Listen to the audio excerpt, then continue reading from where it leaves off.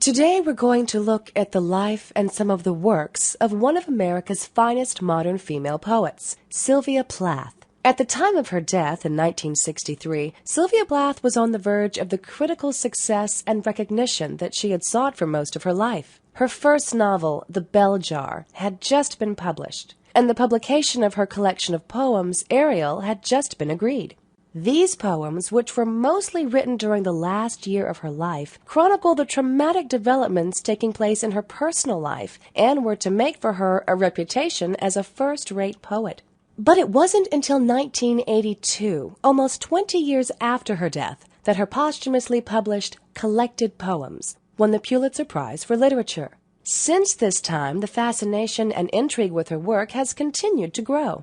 Very few modern poets have captured the popular imagination as much as Plath, even to the extent that in 2003, a movie was made about her life and her intense relationship with husband and fellow poet Ted Hughes. To understand the continued growth in interest in her work, we have to look at the issues which her life and work address. As Susan Bassnett writes in her book on women writers, dying as she did in 1963, Sylvia Plath never knew that so soon afterwards the problems of what and how women write was to become such a crucial matter, and was to be debated by so many other women. So Sylvia Plath was a woman writing about women's issues before they were recognized as being of any importance. Sylvia Plath was born in Robinson Memorial Hospital in Boston, October 27, 1932. She was the firstborn child of Otto and Aurelia Plath, both highly educated academic people. Her father, Otto, was a professor of biology at Boston University, but her mother had been subjugated into a domestic role as housewife, despite her level of education. Her father was not too pleased with the birth of his daughter, and demanded that his wife have a son within the next 2 years.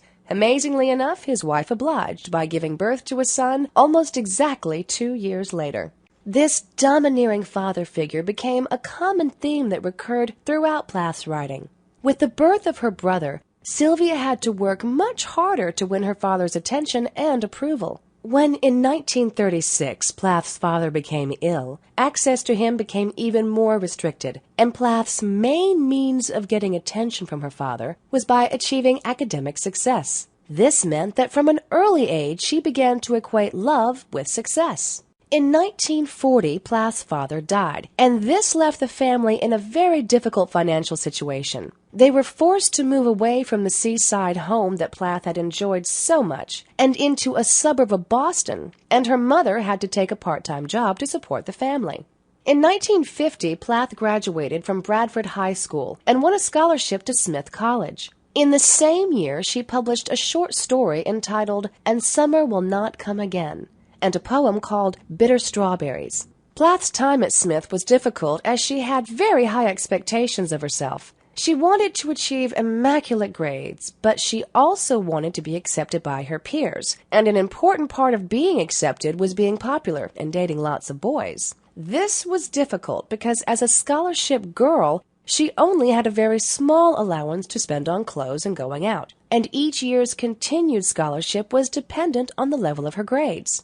In 1953, Plath won a fiction contest sponsored by Mademoiselle magazine and was offered the opportunity to go to New York as a guest editor. She relished this opportunity to spend a month working in a professional publishing environment. But Plath returned from New York feeling exhausted, and after hearing news that her application to a creative writing course had been rejected, she fell into what was to become one of her many